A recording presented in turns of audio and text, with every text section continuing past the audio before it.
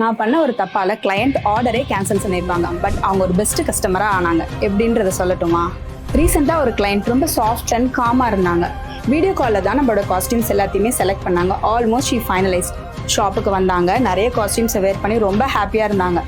அப்புறமா புக் பண்ணியாச்சு, எல்லாமே முடிஞ்சிருச்சு. Next day she again called up me. Ma'am, costume வந்து சாட்டில் போட்ட ரெண்ட்டுக்கும் நீங்கள் எங்ககிட்ட ஃபைனலைஸ் பண்ணி வாங்கினதுக்கும் டிஃப்ரென்ஸ் இருக்குன்னு.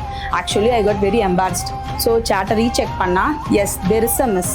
நான் வந்து கேட்லாகில் ஏற்றுறதுக்கு முன்னாடியே அவங்கக்கிட்ட வந்து ஒரு ரேட் சொல்லிட்டேன். கேட்லாகில் ஏற்றின பிறகு it's a confusion happen. So I accepted the mistake.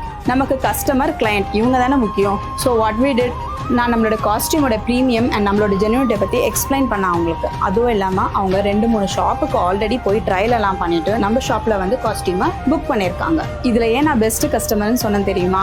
அவங்க இவ்வளோ மிஸ்அப் நம்ம பண்ணியிருந்தாலும் அவங்களுக்கு தெரிஞ்சவங்களுக்குலாம் நம்ம ரெஃபர் பண்ணி ஈவன் நமக்கு புக்கிங்ஸ் கூட நடந்திருக்கு. அதனால ஸோ இதை நம்ம வின் என்னன்னா premium quality and genuinity wins. So இந்த மாதிரி ஸ்டோரிஸ்க்கெல்லாம் ஜஸ்ட் யூ ரெண்டல் வெப் பேஜை ஃபாலோ பண்ணிக்கோங்க. சரா.